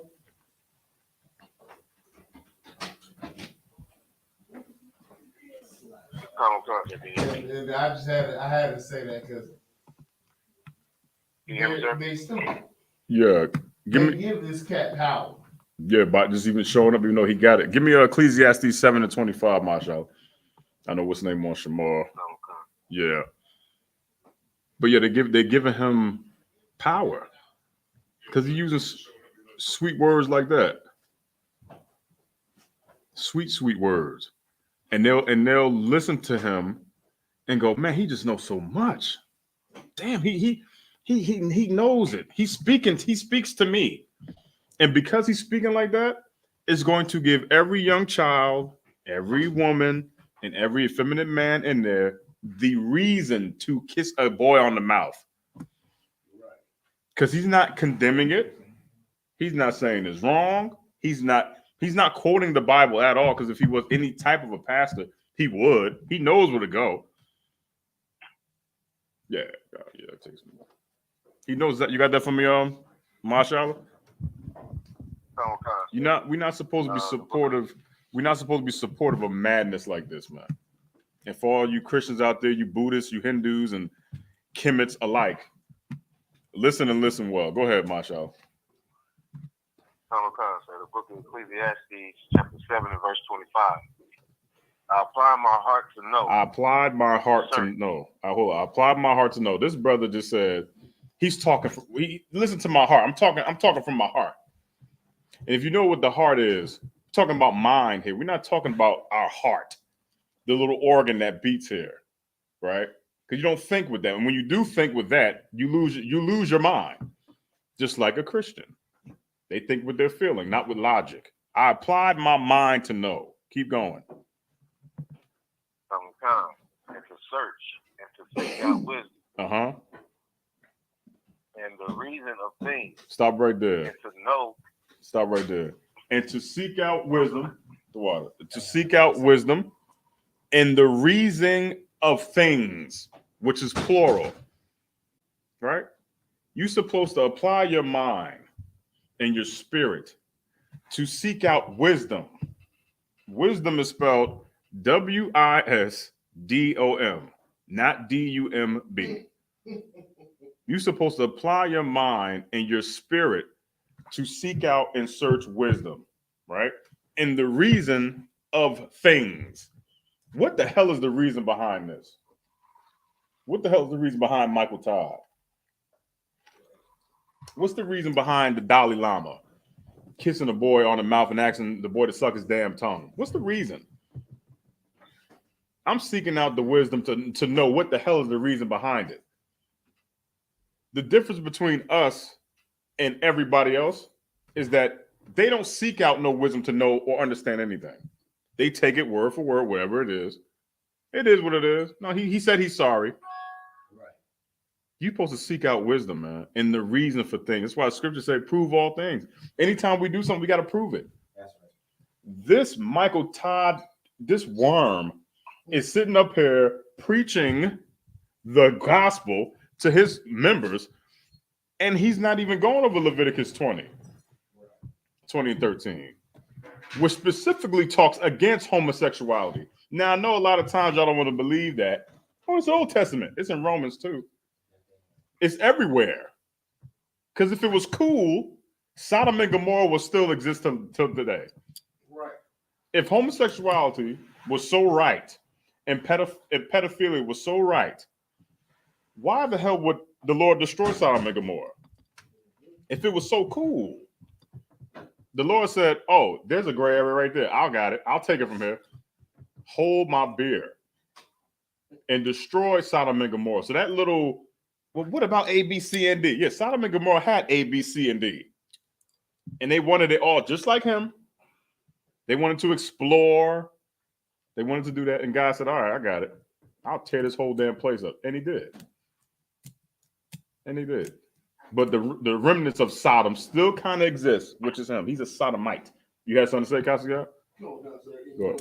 That's why I guess you possibly use a precept where the scripture is saying that the pastors are dumb dogs, unable to bark. Mm-hmm. Right. Right. Yeah, that's what they are. They can't even do the essential thing that dogs do. Ain't that weird? You know what I mean? My scholar, keep going. And to know the wickedness of folly. And to know the wickedness of folly. Go ahead, keep going. Even of foolishness and madness. All right, let me take it from the top. Throw out of my shot. Let me get that Acacia real quick. Ecclesiastes 7:25. Or if young man Charles got it, you can get it. Because this is the point tonight. You support madness and foolishness. You turn a blind eye to it. Your pastor is pimping you.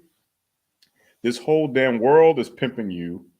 But yet you say that you live in righteousness and you walk with God. You can't say that you walk with God if you're not in here. You can't, because that walk that you're talking about is not one that sounds like this or looks anything like the Dalai Lama. You walking in a world of disgust and filth. And it's high time for you to start understanding that that's what's happening. Because guess what? That boy that the Dalai Lama kissed, or any of these boys that this brother, I'm sure, will eventually kiss, will live in your house. And then you got to deal with that demon too. But you let the damn demon in.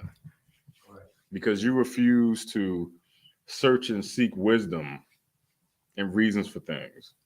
You decided to ignore it and go with what you felt. And now your son and your daughter have become victims to pedophiles.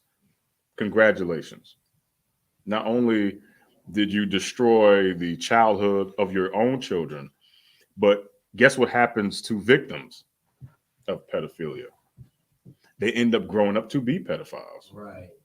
They end up growing up to be those, right? That's what happens. So you're keeping the curse flowing. You're keeping that vicious cycle going. And all of us have dated a sister who is a victim of child molestation. They're not the easiest sisters to deal with either, because hurt people will end up hurting people. And they have a vicious spirit on them, which is destroy every man except for the person that molested me. They love him, but they'll take everything out on you and the rest of the brothers that come after you. Vicious cycle. Go ahead, Cassius. It's like I want to bring out as heavy because when you go back to the fact of seeking wisdom, in Christianity, you're not taught to seek wisdom. They tell you to love and forgive. Right. Neither of which they know how to do. But especially within the Black family, well, you love and forgive. Don't ask a question about anything. I can attest to this due to the fact that when I'm speaking to my parents, trying to tell them this truth, Right. my mother has never, I was breaking down to them why Christ was a Black man, Right. and that they changed his image. Right. My mother couldn't grasp it because she continued to say, well, what do you mean? What does it matter? I'm like, what do you mean? Why aren't you asking why? If you know that he's a Black man, why aren't you asking why they changed his image? Right. They didn't want to know why. And I'm like, you never questioned that? And she told me, my mother's 72 years old, and said that she's never asked or questioned why they made him white. Yeah. Because they don't want you to ask a question why, they just want you to accept it. Right. It makes you docile and broken and simple. Right. You become spiritually numb. You're like a robot. You know, tell it to do this, it will do that. Robots don't ask questions. You know, Siri ain't asking you questions. You're asking Siri things. Right. It's like it. If I may. Go ahead. It goes back to the Catholic Church. Why don't you hear people asking, why is it that nothing is ever done? No one is ever prosecuted. Right. They never ask why. It's never a question. There's never any outrage of, well, why did this happen? Why did they continue to get away? Why did they just get sent to another parish? Why? Why is pedophilia allowed in the Catholic Church? And here's the thing. You can talk to a person who's a Catholic. They're proud of being a Catholic. They're proud that they're Catholic. Right. No one says anything about that. It's like, if you look at the pattern, going back to what I was surprised I said with all of it being combined. Yeah. You take the Dalai Lama. you take the Buddhists, the Hindus, a lot of them come from like that monk culture, Right. and they do the same thing that priests do, and they take this vow of celibacy. And every time they take these vows of celibacy, they end up screwing little boys. Right. It's the Right. same thing with the nuns. They Right. take a vow of celibacy and they end up molesting the women. Right. Because they in those areas too, especially with the priests, it's like an all boys school. You know, there's no women around. And then with the nuns, it's kind of the same situation. So, you know, they're left to rely on their flesh desire, and they go and turn to that. You know what I'm saying? And that happens. It's a school up north. It's an all boys school, and there was hints of that going on. And you know that it does exist. Even remotely, even why, like young men who have reached an age where their hormones kick in. Someone thought it was a good idea to house all of these aggressive teenagers in one building with no women. What the hell? Why? And the girls too. Why? What would be the point of that? It's like the scriptures say, unless there be any fornicator or profane person as Esau. Right. A fornicator is somebody that engages in unlawful sex. Right. You understand? And Esau, through Christianity, has influenced the world. Right. So, what better influence than fornication in the Christian church? Right. That's all Esau has to provide. So, it can't be that, you know, these nuns take a vow of celibacy and that's what it is. No, it's only right you gotta rape them. You know what I'm saying? Right. You gotta rape the nuns because it's unlawful. It's unlawful sex. You can't just be a monk and pledge allegiance to celibacy. You have to, on the low, get you a boy every now and then. Right. Every now and then. Because it's unlawful. It's profane. Right. It's undercover. It's Esau always trying to invent the wheel. Always trying to introduce a new idea of sex. Right. That's why they have sex dolls. Right. Now, I was on Amazon and you could buy a full-out sex doll on Amazon, and I was looking at it like, damn, so I can just have it shipped right to the house. Yep. In an undisclosed credit card. Right. And now I have this little piece to where, what is your motivation to go out and get some ass? You get drunk enough. Right. You You could get just your right. imagination enough. Mhm. You could make this little piece of rubber your ass for the night. Right. What's influencing you to go across the street, smell good, look good, and say something to that Right. neighbor that you've been wanting to say to? Right. Yep. And the same thing too, to your point too, with toys in general, period. Like there's no longer the avenue of talking to a woman. And that's also too in movies. There's a movie called Her, right, with Joaquin Phoenix, where he's falling in love with a damn, what will be essentially Alexa. Alexa's talking to him, having a conversation with him, and then they talk about they love each other. it's Esau always wants to reinvent the wheel. And he'll find very creative ways to go gayer and gayer and gayer. And brothers like Michael Todd, because, you know, Michael Todd wants to be next to the Lord and talk to the Lord, he'll go right along with it because he also is gay. It's obvious. Go ahead, young man, Charles. Salaki, if I may, to piggyback on what Officer Tazai was saying, you know, they even have for the Asian persuasion, they have child sex dolls. It wouldn't surprise me. Anything overseas, especially in Asia, the women dress like that. Right. They're just like little, like little children. They got the little schoolgirl dresses on, Right. and like what the hell? What kind of a man, right? What they even built like that? They 94 pounds, and there's men over there like, yeah, I'm definitely with that. Really? I've never seen an Asian woman, right, across seas like just dressed like a regular woman. I've never seen it. They all dress like pirates and schoolgirls, and them men absolutely go crazy for that, and they love it. Them chicks that go to Comic-Con and Right. go ahead, Right. Tassia. You know, Salaki, since we delved into this, even more of a reason to have an outcry, but you don't hear America saying anything about it. Right.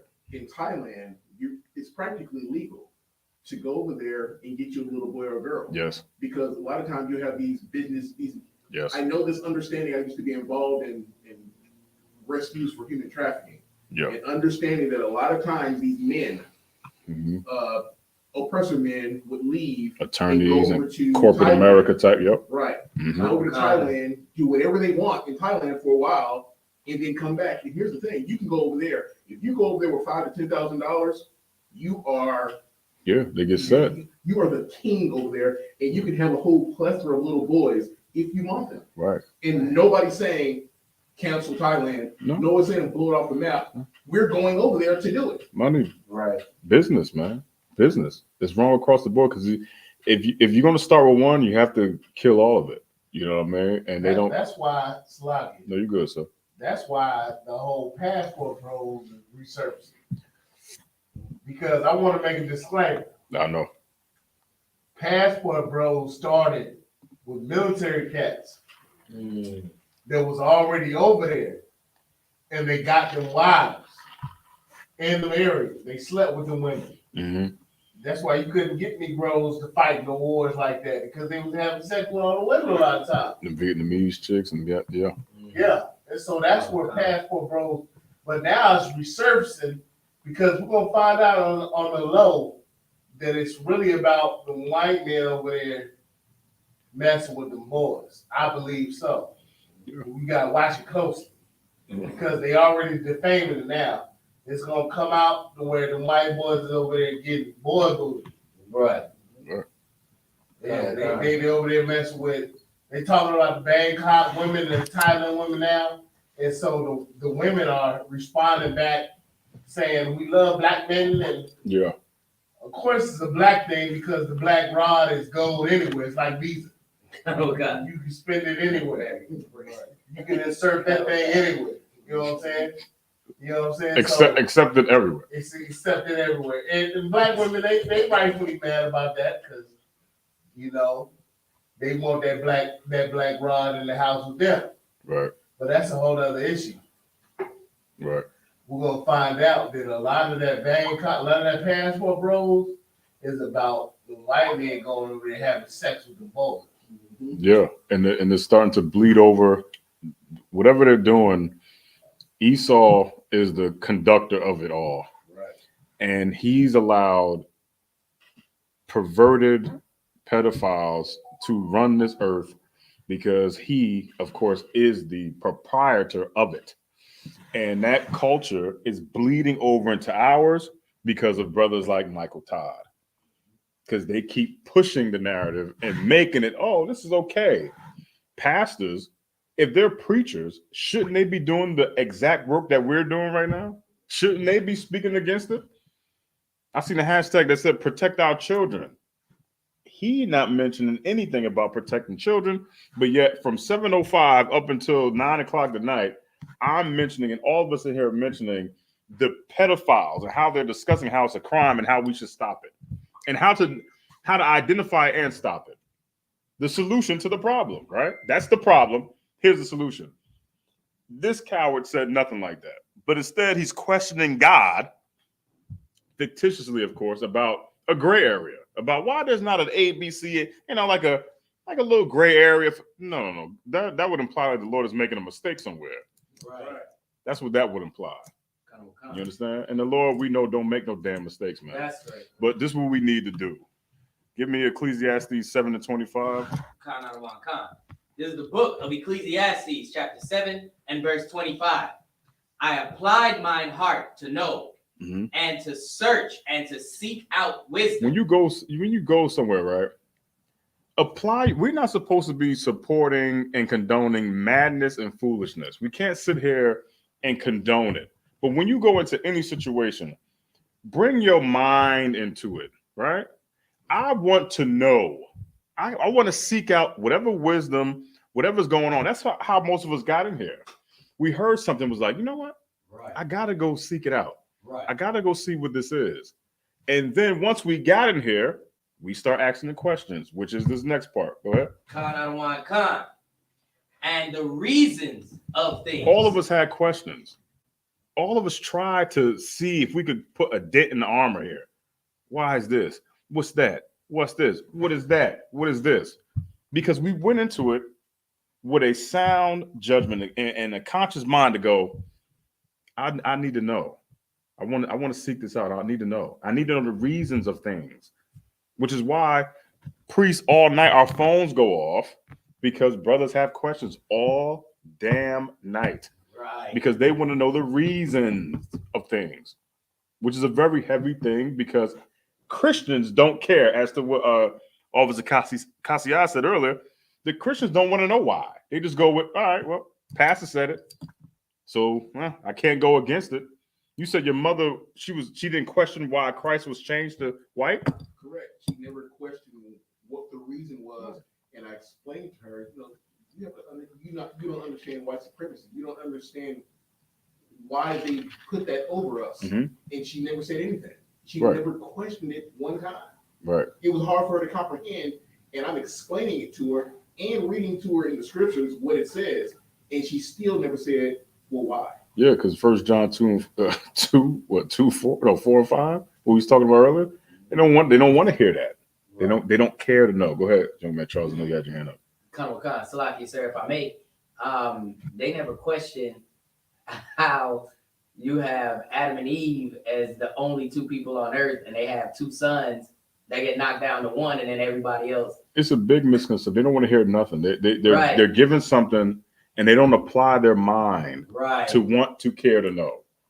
They just follow traditions. Right. Like Officer Taza said earlier, and he put it in a very heavy way. Like, it's just the crux. That's just how they flow. And he brought out Hinduism and Buddhism, and the Kemet people. Right. Although they are in different sects, they all believe in the same crap.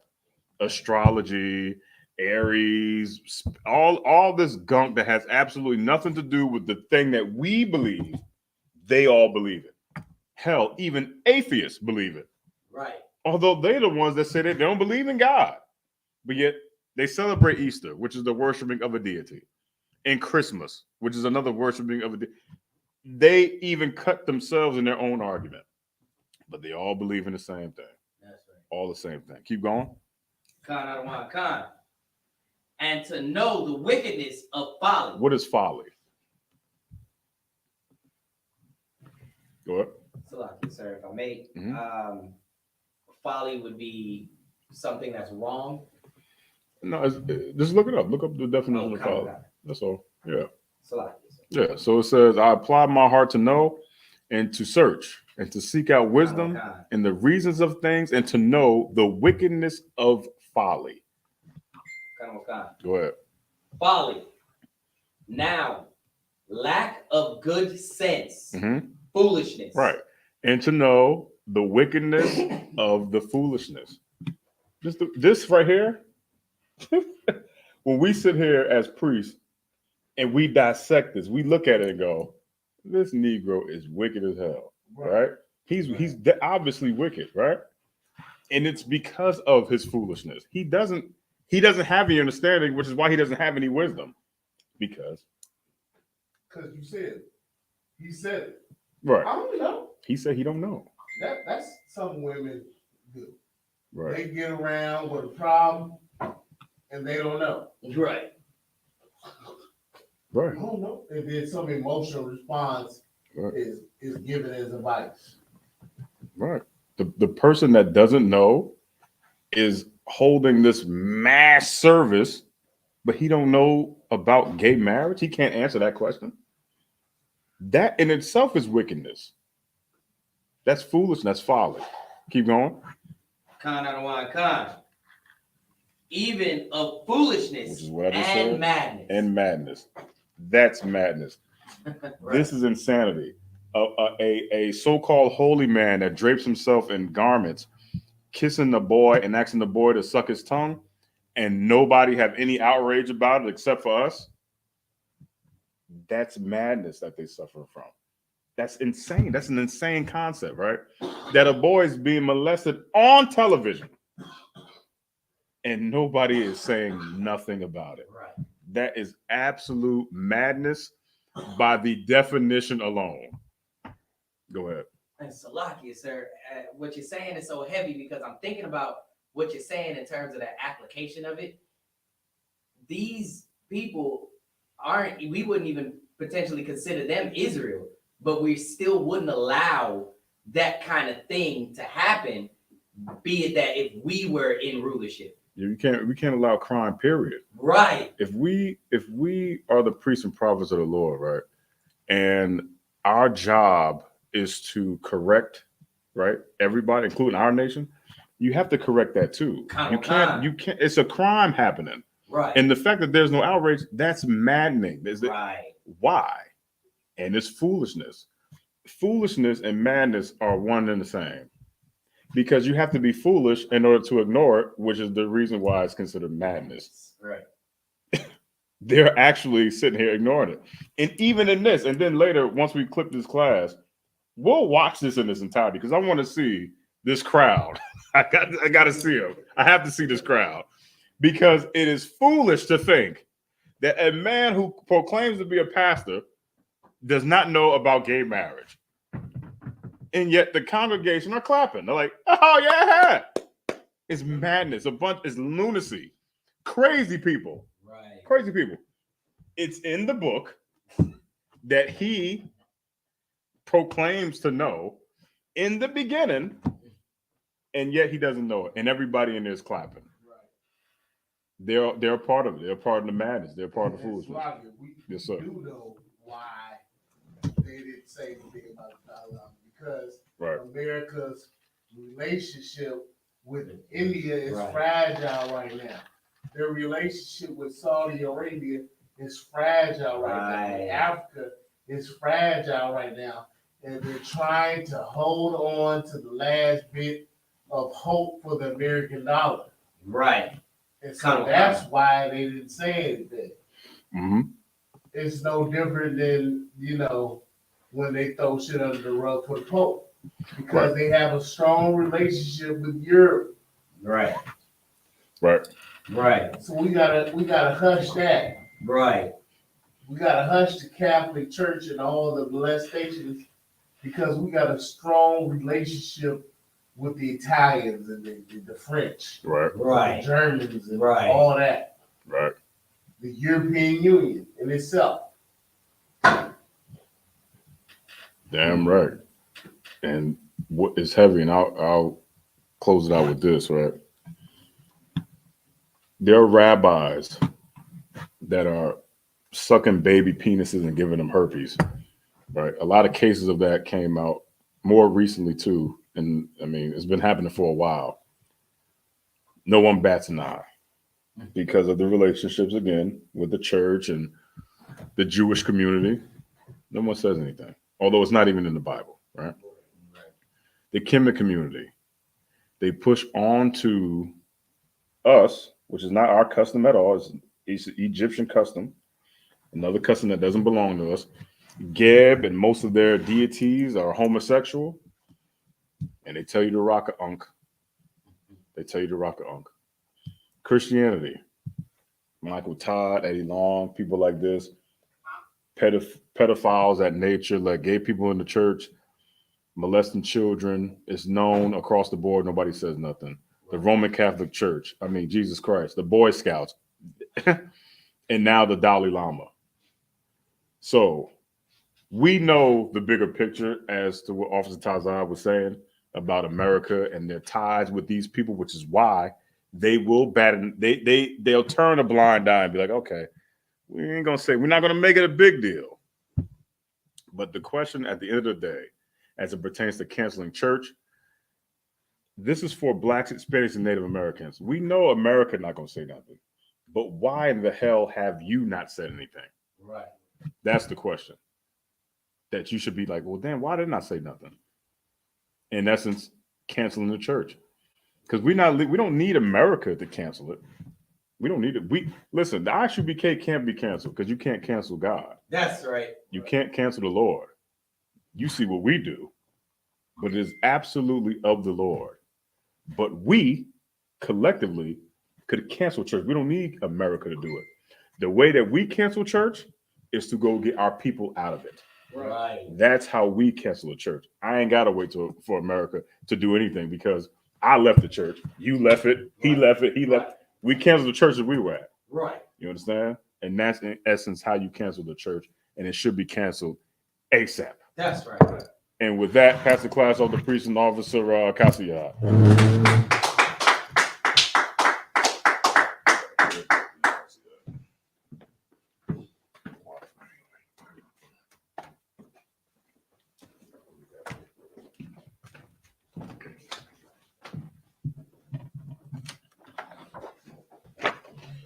Shalom, Israel. These are the I.S.U.P.K security announcements.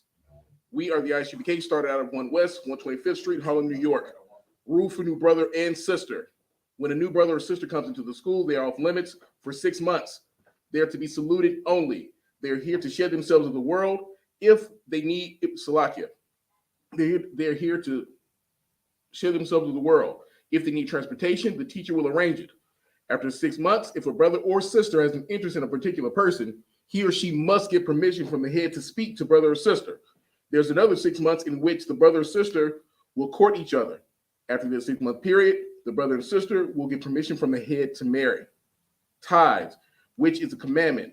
Numbers 18 to 21, Malachi 3, 8 to 10, means 10th in the Hebrew, Ma'ashera. 10% of every penny of any increase the Lord gives you. Give to the Treasury Department or teacher. Priest fund, free will offering for priest, not mandatory. Whatsoever amount you would like to give. The next upcoming holy convocation will be the Feast of First Fruits, which that will start on Sunday, April 9th, and it'll go on for the period of 50 days. Remind the Akim and Akwafim to make sure you check the bulletin board, which is our board here to the right, to get any information if you need. If anyone wants to be a trooper in the school, start wearing all black, boots, shirt, pants, headband, and scarf, and Google the address every time you come to the school so we can beef up that algorithm. With that, we're going to give the teacher one courtesy salute. Men of Israel, Amijah, Imam Shabbat, Barak, Yahanna, Hashem, Yahushua, Barakatah. What we just said was, may the Most High bless you in the name of Christ. Yazmatah, hands down, class dismissed. So the Feast of First Fruits, 50 days. Count 50 days. Come with God. We celebrate.